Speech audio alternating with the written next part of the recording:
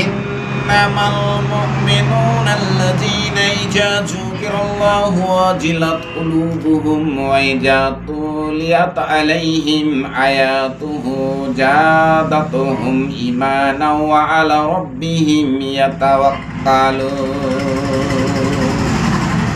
আল্লাহ পাক রব্বুল আলামিন সূরা আনফালের 2 নম্বর আয়াতে বর্ণনা করছেন যে ইন্নামাল মুমিনুনা আল্লাযীনা ইযা যুকিরাল্লাহু ওয়াজিলাত কুলুবুহুম, যখন আল্লাহর নাম তাদের সামনে পেশ করা হয়, অর্থাৎ আল্লাহ বলছেন যে ইন্নামাল মুমিনুনা আল্লাযীনা, মুমিন হলো তারা যখন তাদের সামনে আল্লাহর নাম পেশ করা হয়,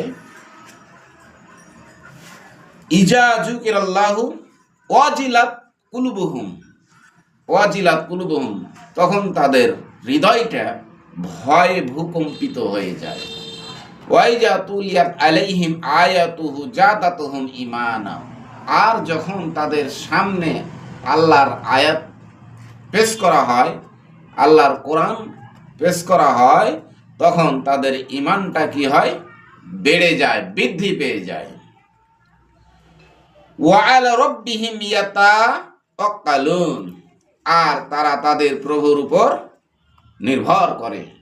সম্মানিত সুধী মণ্ডলী, আমরা সূরা আনফালের 2 নম্বর আয়াত থেকে জানতে পারলাম যে প্রকৃত মুমিন হলো তারা যাদের সামনে আল্লাহর নাম উচ্চারণ করার সঙ্গে সঙ্গে তাদের হৃদয়টা কেঁপে ভূকম্পিত হয়ে যাবে। আর দ্বিতীয় কথা যেটা জানতে পারলাম সেটা হচ্ছে যখন তাদের সামনে আল্লাহর আয়াত পেশ করা হয়, অর্থাৎ কোরআনটাকে পেশ করা হয়, তখন তাদের ঈমানটা বেড়ে যায়। তাহলে কোরআন যদি পেশ করার কারণে ঈমান বেড়ে যায়, তাহলে কোরআন থেকে যদি আমরা দূরে সরে থাকি, তাহলে আমাদের ঈমান কি হবে? কমে যাবে। এই জন্য আমাদেরকে বেশি বেশি করে কি করতে হবে? কোরআন তেলাওয়াত করতে হবে। আল্লাহ রাসূল সাল্লাল্লাহু আলাইহি সাল্লাম বলছেন যে একটা মানুষ আধাতের জন্য জান্নাতে চলে গেল, একটা মানুষ আধাতের জন্য জাহান্নামে চলে গেল। তার কারণ হলো সারা জীবন পাপ কাজ করার পরে সে যদি ফিরে আসে, আর ফিরে আসার পরেই সে মৃত্যুবরণ করে, তাহলে সে লোকটি হবে জান্নাতি। আর একজন মানুষ সারা জীবন ভালো কাজ করলো, কিন্তু মৃত্যুর পূর্ব মুহূর্তে সে ইসলাম থেকে দূরে সরে গেল, তাহলে সেই হবে জাহান্নামী।